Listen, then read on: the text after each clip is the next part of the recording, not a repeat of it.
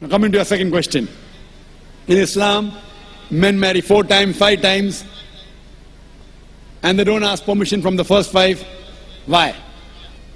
As far as polygyny is concerned, a man having more than one wife, Islam is the only religion, and Quran is the only religious scripture on the face of the earth which says marry only one. There is no religious scripture besides the Quran. I am a student of comparative religion, which says marry only one. There is no verse in the Bible, no verse in the Bhagavad Gita, no verse in the Veda which says marry only one except the Quran. If you read the Hindu scriptures in Ramayana, the father of Sri Ram, how many wives did he have? How many wives? More than one? More than one. 3 wives. Fine. Shri Krishna, according to Mahabharata, how many wives he had? Unlimited. Not unlimited. You don't know your scripture well. No. Did he have 4 wives? No. I have no idea. Not 4, not 100, not 1,000, 16,108 wives. How many wives he had? 16,108. So why can't we Muslims have 4? What's the problem? When Shri Krishna can have 16,108 wives, why can't we have 4? Further, if you read the Vishnu Purana, chapter number 24, verse number 1, it says a Brahmin can have up to 4 wives. If you read the Jewish scriptures, it gives you permission to have as many wives as you wish. If you read the Christian Bible, it gives you permission to have as many wives as you wish. If you read the Bible, Abraham had 3 wives.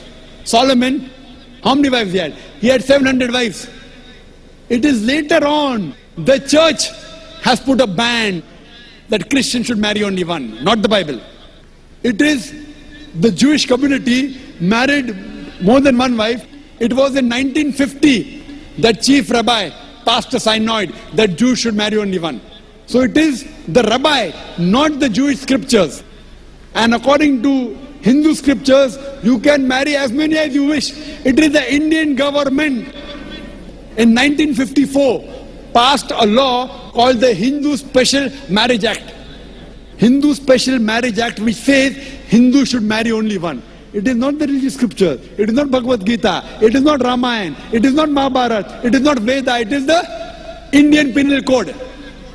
The Indian government, which has passed a law in 1954 that Hindus should marry only one. But according to the statistics of the status of the women in Islam, if you read the government documents on page number 66-67, it says that Muslims do polygamous marriages. You know what is the percentage in India? 4.3%. How much? In India, 4.3% of the Muslim men do polygamous marriages. A statistic between 1951 to 1961. Hindus, how many? 5.06. 0.7% more than the Muslims in India, according to the Indian government. Even though it is prohibited according to the Indian law, yet they do more polygamous marriages than the Muslims. Why? Now, let's analyze what does the Quran say. Quran says in Surah Nisa chapter 4 verse number 3, marry women of your choice in 2s, 3s or 4s. But if you can't do justice, marry only one. This statement, marry only one, is only given in the Quran and no other religious scripture. It says, marry women of your choice in 2s, 3s or 4s. But if you can't do justice, marry only one. So if you want to marry more than one woman, one of the criteria of the Quran is you should do justice. If you can't do justice, you should marry only one. Now, what are the reasons, logical reasons a person can think that why has Islam permitted certain men to have more than one wife? Many non-Muslims think it is fard, it is compulsory for a Muslim man to have more than one woman, to have more than one wife. It's not compulsory, it's optional. It's not fard, it's not compulsory. How many Muslim men do you know who have more than one wife? How many do you know, sister?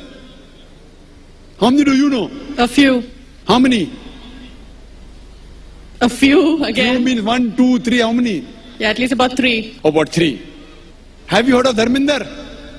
Yeah. How many wives he has? 2. Muslim or non-Muslim? Non-Muslim. Non-Muslim. Your previous chief minister, what's her name? Jayalalitha. Yes. Hindu or Muslim? Hindu or Muslim? Hindu. Hindu, fine. Now these are famous personalities. Fine. How many famous personalities you know in India who have got more than one wife? The 3 you know may be locality, fine? Yeah. Local, maybe friend in a neighborhood, maybe your colleague. In India, there are more non-Muslims having more than one wife than the Muslims. Now let us understand what are the logical reasons. Come back to logic now. Now, by nature, if you ask any medical doctor, he will tell you, male and female are born in equal proportion. Girls and boys are born in equal proportion. But any medical doctor, any pediatrician, any children doctor will tell you that the female sex, the female child is stronger than the male child. That's the reason there are more deaths in the male children as compared to female children. So in children's age itself, the female children are much more than the male children. As life grows on, there are people dying due to accidents, due to alcoholism, due to war.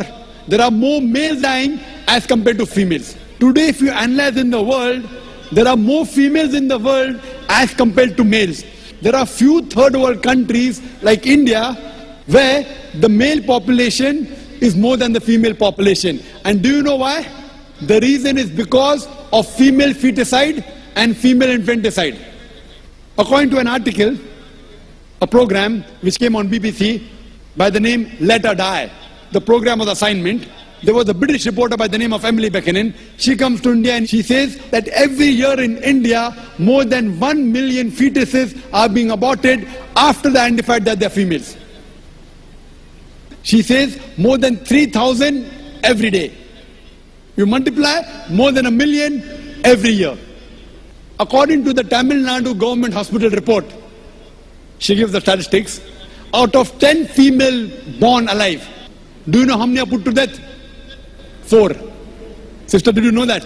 Tamil Nadu, your state, your beloved state, according to the government statistics, out of 10 females born alive in the government hospital, 4 are put to death. There are billboards put in Rajasthan and here, which says that spend 500 rupees and save 500,000 rupees. You know what does it indicate? Spend 500 rupees, do ultrasonography, do amniocentesis, identify the child you're carrying is a female, abort her, and save 5 lakh rupees, 500,000 rupees. Maybe a couple of 100,000 of bringing her and the remaining 100,000 in dowry. If you stop this evil practice in India, our beloved country, stop the female infanticide, stop the female feticide. Even in India, the population of female will be more than the male population. If you see the rest of the world, if you see New York alone, there are 1 million females more than males. In USA alone, there are 7.8 million females more than males. In UK alone, there are 4 million females more than males. In Germany alone, there are 5 million females more than males. In Russia alone, there are 9 million females more than males. And God alone knows how many millions of females are more than males throughout the world. Suppose I agree with your philosophy, sister, you said, 1 man, 1 woman. If I agree with you, sister, with your philosophy, 1 man, 1 woman. And suppose my sister happens to be in America, or your sister happens to live in America. And suppose the market is saturated. 1 man, 1 woman, saturated. Yet there will be 7.8 million females who will not find life partners. 1 man, 1 woman. Now the option for these 7.8 million females is either marry a man who already has a wife or become public property. You say, Dr. Zakir Naik, public property, such a harsh word. Sister, it is the most sophisticated word I can use. I cannot use a more sophisticated word than public property. According to the statistics of America, do you know, on an average, a man, before he settles down with a wife, he has 8 different sexual partners. Do you know that? On average, 8. Some may have 1, some may have 10, some may have 28. sexual partners before he settles down with one. So the only option remaining, so if my sister happens to live in America, or if your sister happens to live in America, and the option is given to her, and suppose the market is saturated, every man has found a woman for himself. And unfortunately, if my sister, or if your sister happens to be one of the women who has not found a life partner, the only option for them is either marry a man who already has a wife or become public property. Any modest woman would opt for the first. Sister, what would you opt for your sister? Marrying a man who already has a wife or become public property? My sister is too young to be married, so... When she grows up and if she happens to go to America, or if you happen to be in America, Third choice. what would you prefer for her? You're the elder sister. Would you prefer her becoming public property or marry a man who already has a wife and get equal rights? In Islam, if you have a second wife, you give equal rights. In America, the public property has got no rights. She's degraded. She's dishonored. In Islam, she has an equal right. She gets honor. What would you prefer for younger sister when she grows up? Sometimes it's difficult to speak the truth, sister, correct? Especially in front of such a large audience. Anyway, I've got your answer, sister. Thank you. And your silence speaks for that. So that's the reason in Islam, sister, men have been allowed to marry more than one wife is to protect the woman, not to degrade her. Regarding a question, is it compulsory that the husband should take the permission of the wife? It's not compulsory because if she wants to protect, if that man wants to protect another woman, a normal woman, I agree with you, sister, no woman under normal circumstances would like to share the husband. We have to agree. This is human nature. But if the woman is a good Muslimah, is a good Muslim woman, what she says, let a small loss take place to prevent a big loss. She will say, I know sharing my husband is a loss for me, but I would prefer letting a small loss take place for me to prevent my sister becoming public property. She's a good human being. So she would surely give permission to the husband to marry a second woman, if she's a good Muslim woman.